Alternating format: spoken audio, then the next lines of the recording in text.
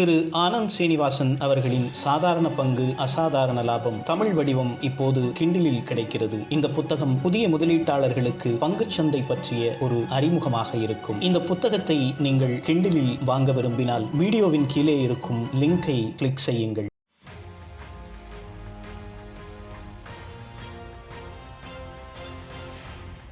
Good evening and welcome back to Be Rich.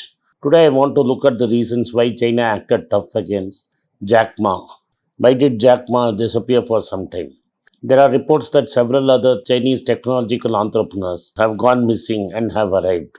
Recently, a Chinese entrepreneur who was running an industry equivalent to Swiggy of China put out a poem from the Ming dynasty, which was considered not so good by the Chinese authorities, and he was also cracked down upon. What are the real reasons? Why is China so panicking? Well, the Chinese Communist is 100 years old now, and they have spent more than 70 years of that in power. Ever since Deng Xiaoping, they have freed up the business environment and allowed entrepreneurs to bloom. Several small entrepreneurs have become large entrepreneurs, but the mainstay of the Chinese industry has been the state-owned enterprises and the Chinese state banks. The Chinese state banks fund all the old companies of China, especially the public sector units. And they also fund real estate and infrastructure, but do not fund small mom and pop stores and small bets on travel and logistics. They had no access to finance, no access to credit. Like any businessman will know, when there is no access to credit or finance, growth is hobbled. Then in 2017, after Alibaba became very big, Alibaba found a place where Chinese goods could be sold across the world. That is, China, whoever wanted to discover a product in China had to go through the Alibaba marketplace and find customers. This created a large boom for small and medium Chinese entrepreneurs. Alibaba kept expanding and next introduced Alipay, through which customers could pay and receive goods. While all this was going on, they started Ant Financial. This was around 2017-18. Several peer-to-peer finance companies came up. They were peer-to-peer lending platforms available on the net. They took deposits at higher rates than nationalized banks and started disbursing money directly to small and medium enterprises. There is a story of a small trailer and logistics person who was running a shop, 4 trailers. Soon, Finreka, a company emerged, which was doing a lending of peer-to-peer platform, basically accepting deposits from small mom and pop people who found that the interest rates in nationalized banks or state-controlled banks was very low and they could not afford to live on it as inflation was high and the rate provided by Finreka was very good and attractive. Finreka took that money, made a small margin and lent the money directly on to Finreka. Finreka looked at the eligibility of the borrower and decided who could give loan to whom.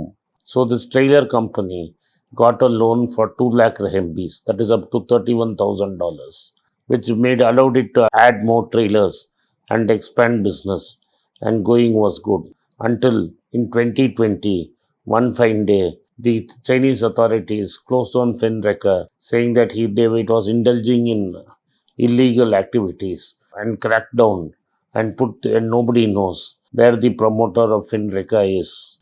It was not only Finreka, the one peer-to-peer company that was raided. Several such peer-to-peer lending companies across China disappeared.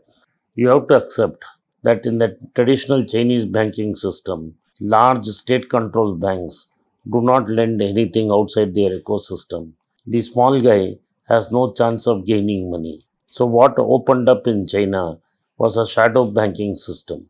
The shadow banking system is like our non-banking finance companies. State banks would lend to non-banking finance companies, which acted as shadow banks, lending money to whom credit would not reach. Here, the lending rates were usurious. By Chinese standards, they were getting loans at 9%. In the first stage of crackdown, it was the shadow banks that were targeted, and there was a credit clawback because the Chinese economy is overheating and the President Xi Jinping believed that the credit boom caused it. And also, very soon he started raiding and shutting down peer-to-peer platforms, saying that there was too much risk and such risk could not be measured easily. So they wanted to avoid risk. In the name of containing risk, a lot of these peer-to-peer platforms were shut down, owners were picked up and thrown into jail. The mom and pop investors who invested in these peer-to-peer lending have not got their money back, and there is no hope that they will get their money back because the intermediary has gone missing and he has to come and find out to whom the money has been lent. Similarly, real estate and infrastructure, which was once upon the darling of the Chinese economy, were also declared as grey rhinos, which were creating undue credit risk because they were huge cities built by real estate entrepreneurs and no one was willing to occupy them. This created a huge strain in the Chinese banking system and they decided to clamp down on it also. The fact is, about 40 days before the Ants IPO, Jack Ma made a speech in which he said, sometimes the attempt to make risk zero itself created a chance that would itself be a big risk and risk in finance and credit could never be zero. This is a fact that most bankers know that if they give 10 loans, if all 10 loans are perfect, it means the banker has got something wrong and he has been conservative. There will be risk, and that is all what Jack Ma said. But if the $37 billion IPO had gone through in Hong Kong and simultaneously in China, this meant Alibaba would have become one of the largest banks in China. And this bank would not be in the control of the Chinese Communist Party. And why the machine would decide to whom to give loan and where to give loan. This meant that the Chinese Communist Party would lose control of its society, where it had allowed limited chances for people to become entrepreneurs. But the Chinese government today wants to regulate who is to be powerful, who is to be an entrepreneur, and who is to make money. Now they believe that Jack Ma has become a threat to the Chinese Communist Party and have clamped down on him and cracked him and have not given permission for Ant to relaunch its IPO. These are murky things. The Xi Jinping, along with his vice premier, is now cracking down on all things economic and clipping the powers of entrepreneurs who had become too powerful. Thank you for watching.